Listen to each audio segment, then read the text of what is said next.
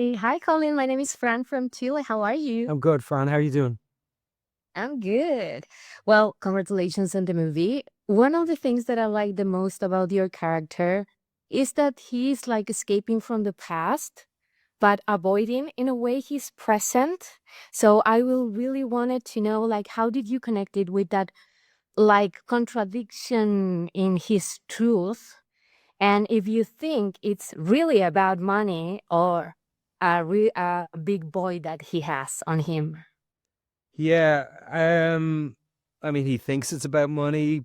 He says it's about money. He lives in a world where he is just pursuing this idea of acquisition of great wealth and status and all of these external forces that we all see around us in the world. And he thinks that that is going to bring him his joy or give his life a sense of meaning that it has been lacking.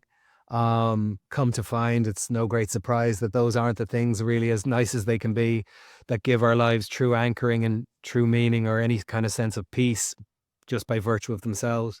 Um, yeah, he was, I suppose he was very contradictory in certain times. He's capable of tenderness. I don't think every moment's tenderness he shares with Dao Ming early in the film is bullshit. I think it's got a degree of sincerity to it, but he also has one eye on what he can get from her and what she can do for him.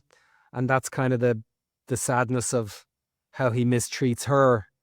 He doesn't see that she's actually, I mean, he kind of does, but he skitters over the danger that she's actually in and her psychological and emotional well-being.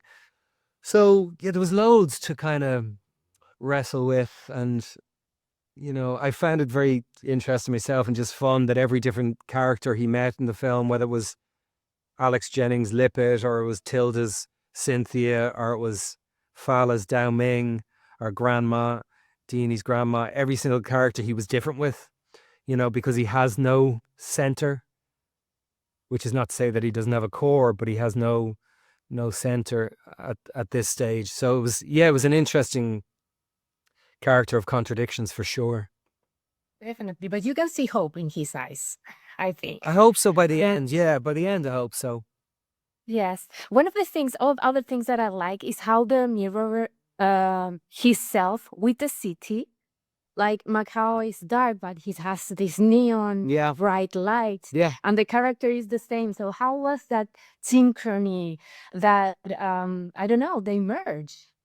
No, that's lovely, actually. I never even thought of that. Yeah. That makes absolute sense. That's lovely. Yeah, I know that Edward, again, to talk about the contrasts and contradictions of Macau as a place. There are very old parts of Macau. There are parts of it that have commerce and marketplaces and old colonial architecture and churches and town squares. And then there's another part of it that has old windy streets and is very sleepy. And it's the fishing village part, Colowan. And then there's this big kind of almost grotesque monster that is the gambling strip. And so I knew Ed was going to capture all that with great interest and curiosity because he had great interest and curiosity for Macau as a place.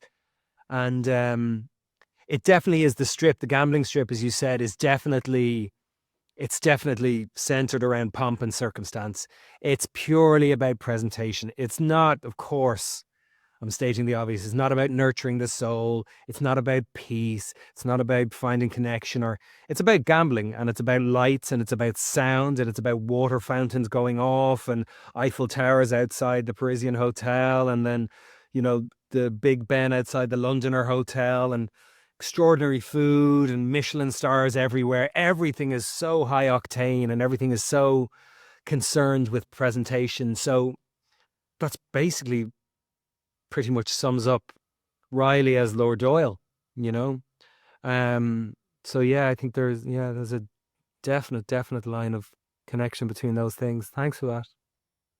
Well, thank you. My time is up, but thank you so much for this interview. Thanks for talking to me. Bye. Bye, look.